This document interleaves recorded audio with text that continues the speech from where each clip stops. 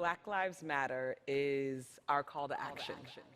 It is a tool to reimagine a world where Black people are free to exist, free to live. It is a tool for our allies to show up differently for us. No peace! No justice! No peace! Dying in the streets, riding in the streets, try the police, then we sob and repeat. I done seen this like 100 million times. Seen a white riot, get a black.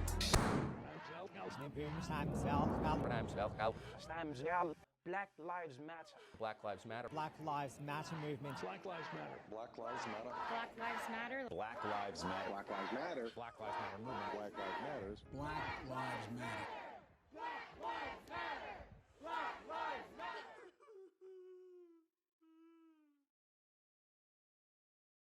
This guy looks like he's up to no good or he's on drugs or something. These assholes, they always get away. Are you following him? Yeah. Okay, we don't need you to do that.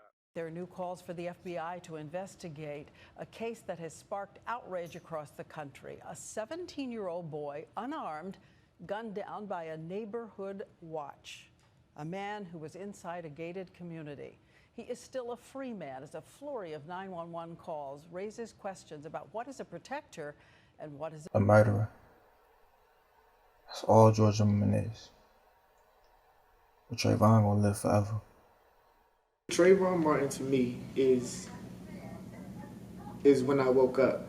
It was that moment that you had this, young man who was minding his own business, coming home, had, snacks in his hand, and he was accosted and murdered. And it highlighted,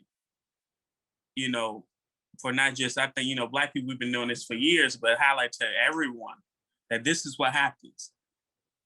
This is what happens to our young Black men, and then later on to our young Black women and all Black people. That could have been me. That could have been my little brother. That could have been my big brother. It could have been you. A lot of Black men just walking down the street, just doing a routine thing, get something to eat just on the street, and you end up losing your life. This happened years ago, and I was young, so I didn't really understand what was going on. But as I matured and I look back on the case, growing up, I realized what actually went on. I'm around his age now, and his life was taken too soon for a stereotype a man had seen. And I think him not getting the justice he deserved is a reason for a lot of the problems we see today. If they had found a way to serve justice for him, I believe we wouldn't be in this position right now. But the law system failed to give us what we needed. I don't know. I don't think justice has been served in any of the situations. And I honestly don't know what that would look like. Your name etched in history, sparking a movement like no one else has ever seen. But it doesn't make sense to me. Why do we have to tell people that Black Lives Matter? Always got a question. How did we get here? This has been a process that's been ongoing, for the last 400 years. The history has created this concept. History repeating itself but adapting to the times. It's, instead of the overt racism of whites only signs, whites only restaurants, dogs chasing you, now it's redlining. This has been growing, that you've seen a whole race of people not seen as people, but seen as chattel property. And if you have that viewpoint in history, and law has treated it that way, then you get a strong understanding of how we ended up where we are.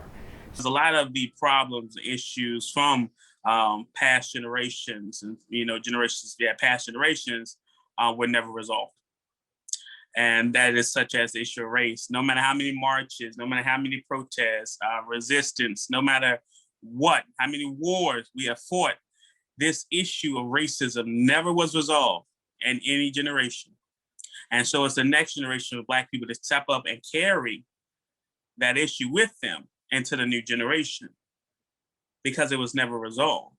We never had adequate or, rooted out the problem of racism. We always try to put a Band-Aid over it and thought, well, you know, it stopped bleeding for now, so maybe it'll just, you know, start to heal. But no. You try to stop the bleeding, but then the bleeding comes back. Why? Because you hit the same spot. You hit the same spot over and over and over again to the point where this wound cannot heal. But where does it come from? We're supposed to be equal, and yet we're still looked down upon. The real root is in upbringing, because I feel like everybody's seen those videos where like racism is taught. It's not like something that's natural. It was never taught to other people to not hate people. You know what I'm saying? It was taught for many, many, many, many years that you were better than me. You have like some people that are stuck in ignorance of just straight supremacy, but I think there are some that have an inherent fear that should any minority group, not just specifically Black people, come to the power that they're at, they know what they did to these other groups and they don't want it to happen to them. But it's got to be more than just upbringing. It's too deeply ingrained in our society. It's lack of education. Lack of education. We talk about slavery, but we won't talk about the effects of slavery. You know, this country is built off slavery and seeing Black people as just less than a person.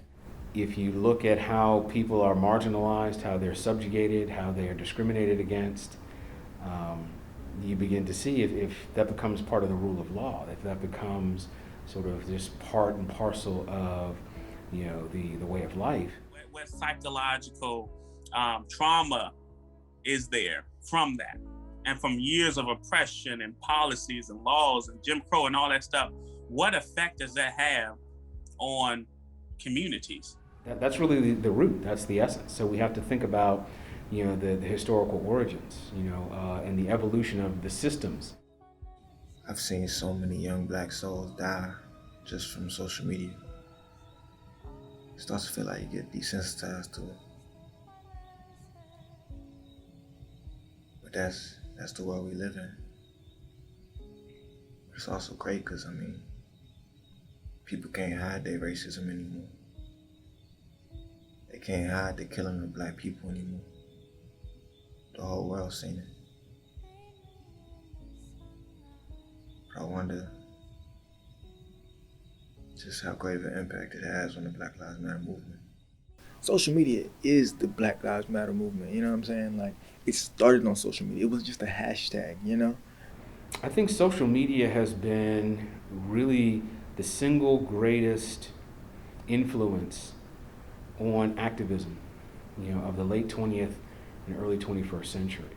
I think social media has opened the world up to information, but I also think it's opened the world up to misinformation. I think social media is what's that saying? It's like double-edged sword. It's that blessing and the curse, right? I think that we've all found out a lot and been able to read through threads and catch information quicker than we would on the news.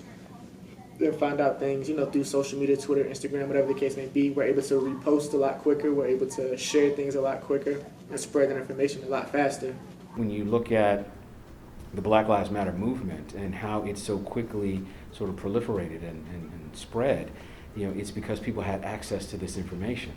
You know, would a lot of these murders that occurred, would they have been part of the public consciousness were it not for social media and people who took video, who posted it, and who made it known, you know, to the public? And so I think when you look at, you know, social media and how it's been sort of used, it's been a way of really presenting information in ways that it had not previously, you know, been done. It was sort of, you know, uncensored, unsanitized, you know, raw and direct.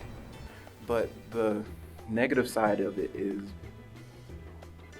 a lot of social media can be adapted, manipulated, can be false. So there are a group of people that if you just subscribe to a different side of Twitter or Facebook than I do, you have a completely different view of the movement because that's what's plugged. where nobody really has a holistic piece of what's going on. Of course, there's misinformation and a ton of other things that go into it, but it's a good thing. Just like media is a good thing, you know, for everyone. Social media is something that, you know, our predecessors from past generations only wish they had, to spread one incident and make it viewed by millions. You know, because social media is one of the things where you record a video or take a picture, post it, share it so many times you can reach everyone. You have people around the world talking about Black Lives Matter. Who would have thought, you know, we're seeing people in like Paris and England marching for a movement like this. But also on the same aspect, I think people see social media, say like social media activism as like, you know, I post like the Black Square. You know, everyone posts a Black Square. It's like now they like Martin Luther King. You know, we still got a lot more work to do, right? Yeah. You know, so I think it's a part. It can play a part in educating people and standing up for it, showing that you're an ally. But the job doesn't end there. You still got to take action. I wonder how seeing these videos of Black lives being killed and seeing that Black lives don't get justice after, can people still not believe that Black lives are supposed to matter? How could you come out your lip talking about all lives matter or blue lives matter? To people that say all lives matter, I absolutely agree with you. All lives do matter. We're not saying only Black lives matter. We're not saying exclusively Black lives matter. We're just saying, do you understand that Black lives matter? Clearly, if all lives matter, we wouldn't have situations that we had. If all lives matter, we wouldn't have problems with lynchings. You know, if all lives matter, we wouldn't have, you know, things that popped up like the Me Too movement and such. So, you know, clearly all lives don't. If you truly believe that all lives matters, then you should be right on the front lines with me shouting that Black lives matter. If I say Black lives matter and you say all lives matter, I feel like you're missing my point. Because the fact that all lives can matter until Black lives matter, right? You're missing my point. You don't understand where I'm coming from, meaning you're telling me that no, it doesn't. So when you say all lives matter, I'm thinking, well, that excludes Black lives, because I'm saying Black lives matter. So why don't you agree with that versus saying, counter me and say, oh no, you say no first, all lives matter. I think to come in a response with that, I think is disingenuous, and I think it really loses sight of what the movement is about. But it goes even further than that. Talk about Black on Black crime. It's one of those things where I think usually people who are not supporting the movement use it as ammo. Like, well, look at y'all. Y'all kill each other in the streets. Y'all started this. Look at y'all. Look at, they call Chicago Chirac. You know, we got all these cities that are known for it. When you look at crime, it's really about, there's a lot of different things that come into play. I'm not saying that Black on Black crime doesn't exist. I'm just saying that it doesn't happen. It's not the phenomenon that the media has made it out to be. Numbers lie. Stats lie. You can't just look at that stat. You got to look at everything. You got to look at what makes that stat happen. Let's talk about income. Let's talk about access to education. Let's talk about that, because that's what's going to stop that or slow that. But you keep doing it, but you keep telling me Black on Black crime. You don't want to talk about what goes into Black on Black crime. And if you can use that as a rebuttal, I don't think you really understand what's going on. You never understood me.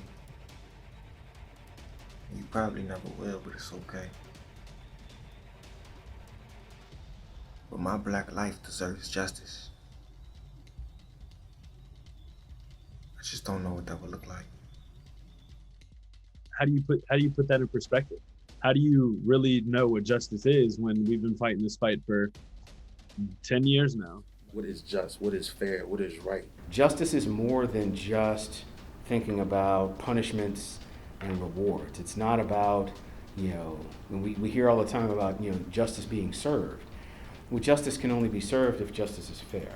You feel that justice is served when you feel a sigh of relief, instead of, oh, here we go again. For example, the court case we seen with Breonna Taylor, you got the feeling of, oh, here we go again, rather a sigh of relief, like, oh man, we put this away, we did it right. And justice is follow the law, right? But if that law allows for cops to kill black people and get away with it, or for this random white man who's supposed to be protecting the neighborhood kills this young black man or black woman, whoever it is, they should be reprimanded. But it's not, you know what I'm saying, it's justice in the sense of the law because you found this loophole. So it's justice, quote unquote. But it's not justice in the sense of they made the right decision. Trying to seek justice by the means that we've been given seems to not be working. I don't know if there is a willingness to go down that path of reconciliation and reparation. Not reparations, but reparation that that we are going to need to truly address these things. Talks of reparation. How do we move forward after 400 years? The same old. I think where we go from here is we have to acknowledge our history. We have to truly recognize what's happened in the past. True change is going to happen when the voice of the people is not only at the table, but truly a part of the decision makers. I think to have hope, man. I think no matter what we go through, day in and day out, or whatever each week has in store for us, I think as long as we have hope for better days and we don't lose faith and come together. Being able to have a difficult conversation with someone who thinks differently than you is the first step. We all need to listen. That's, like I said, that's a problem. We're not truly listening. When you listen, you're supposed to listen to the words and let it sit with you. Rather that, what's going on right now is you may hear a few words, but it goes in one ear out the other, and you're coming back with fighting words. You can't change like that. We need to start teaching love instead of hate. Educate. Education is very important. Educating people on different issues and everything, even educating our own community about the laws. Do you know what laws are in this state that goes against you? And I'm not talking about you as, a young person. No, I'm talking about you as a black man, black woman. Do you know? And it's make it your job to know.